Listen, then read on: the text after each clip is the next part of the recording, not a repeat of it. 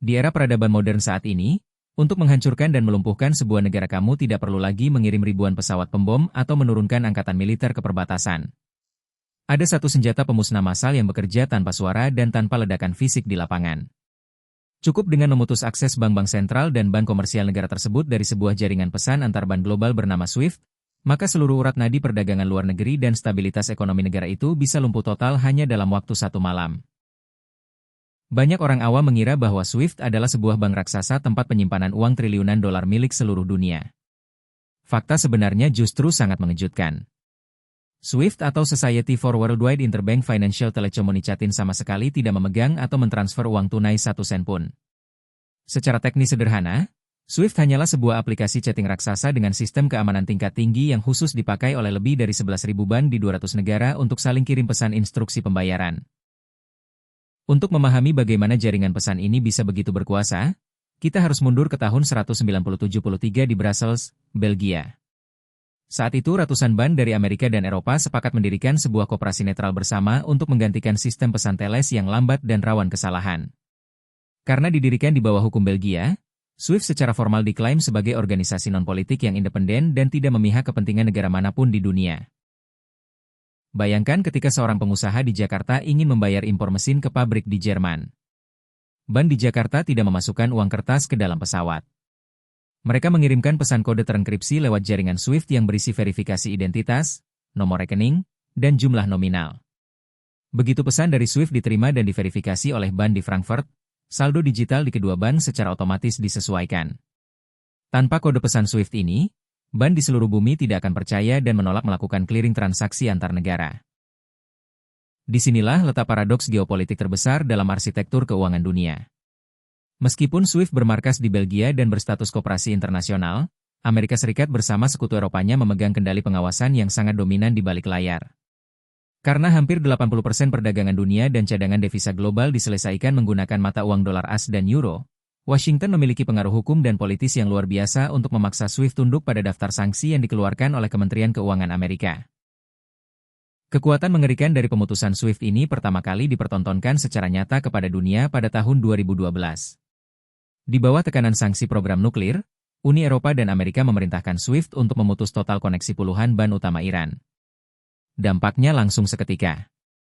Ekspor minyak Iran yang menjadi sumber utama pendapatan negara terjun bebas hingga lebih dari separuh karena pembeli luar negeri tidak bisa lagi membayar lewat bank, memicu inflasi mendalam dan kejatuhan mata uang rial. 10 tahun kemudian pada Februari 2022, senjata nuklir finansial ini dijatuhkan dengan skala yang jauh lebih dahsyat kepada Rusia setelah konflik di Ukraina meletus. Blok Barat tidak hanya menendang bank-bank terbesar Rusia seperti Sberbank dan VTB dari jaringan SWIFT, tetapi mereka juga melakukan langkah yang membuat seluruh bank sentral di luar dunia barat bergidik ngeri. Mereka membekukan lebih dari 300 miliar dolar cadangan devisa milik Bank Sentral Rusia yang tersimpan di sistem perbankan barat. Bagi masyarakat di dalam negara yang terkena sanksi SWIFT, dampaknya terasa langsung dalam hitungan hari. Kartu kredit dan debit internasional tiba-tiba tidak bisa dipakai, transfer uang dari keluarga yang bekerja di luar negeri terputus total, dan perusahaan impor lokal kesulitan membeli bahan baku dari pasar internasional karena bank mitra di luar negeri menolak memproses dokumen pembayaran. Situasi ini kerap memicu kepanikan massal warga yang antre menarik uang tunai di mesin ATM. Melihat apa yang terjadi pada Iran dan Rusia, sebuah gelombang kesadaran baru sekaligus ketakutan mendalam langsung menyebar ke ibu kota negara-negara berkembang di Asia, Timur Tengah, hingga Amerika Latin. Para pemimpin dunia menyadari bahwa selama negara mereka masih 100% bergantung pada jaringan SWIFT dan dolar AS untuk berdagang, kedaulatan ekonomi mereka sebenarnya sedang disandera. Jika suatu hari terjadi perselisihan politik dengan blok barat, tombol mati atau kill switch itu bisa ditekan kapan saja.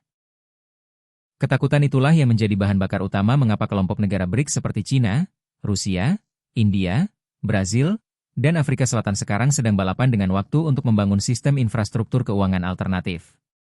Mereka tidak ingin nasib ekonomi beratus-ratus juta warga mereka bergantung pada kebaikan hati atau keputusan sepihak dari satu jaringan pesan yang dikontrol oleh segelintir negara di Atlantik Utara. Kandidat penantang paling serius saat ini datang dari Cina melalui jaringan CHIPS atau Cross-Border Interbank Payment System. Diluncurkan sejak tahun 2015, CHIPS dirancang khusus untuk memfasilitasi clearing dan pesan pembayaran antar bank langsung dalam mata uang yuan atau renminbi. Hingga saat ini, Sistem CHIPS telah menggandeng lebih dari 1.400 institusi keuangan dari 100 negara lebih yang ingin memiliki jalur darurat di luar ekosistem SWIFT. Sementara itu, Rusia yang sudah terputus dari SWIFT mengandalkan sistem buatan mereka sendiri yang bernama SPFS, serta beralih drastis ke sistem perdagangan bilateral mata uang lokal. Ketika Rusia menjual minyak dan gas ke Cina atau India, mereka tidak lagi menggunakan pesan dolar di SWIFT. Transaksi diselesaikan langsung menggunakan kombinasi mata uang rubel, yuan, dirham Uni Emirat Arab, dan rupiah India lewat jalur koneksi antar bank langsung antar negara. Namun membangun tandingan untuk sistem yang sudah berakar selama setengah abad bukanlah pekerjaan mudah. Kelemahan terbesar dari CHIPS dan sistem alternatif BRICS saat ini adalah efek jaringan atau network effect dan likuiditas. SWIFT sudah terhubung ke 11.000 bank dengan standar protokol universal yang super matang, sementara mata uang alternatif seperti yuan masih memiliki keterbatasan konvertibilitas dan kontrol modal dari pemerintah pusatnya sendiri.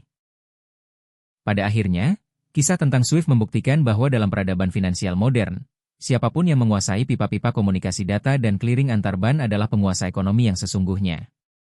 Senjata nuklir finansial ini telah mengubah cara pandang dunia selamanya, mendorong pergeseran sejarah menuju era baru di mana kedaulatan sebuah bangsa tidak lagi hanya diukur dari kekuatan militernya, melainkan dari seberapa mandiri sistem komunikasi perbankan yang mereka miliki.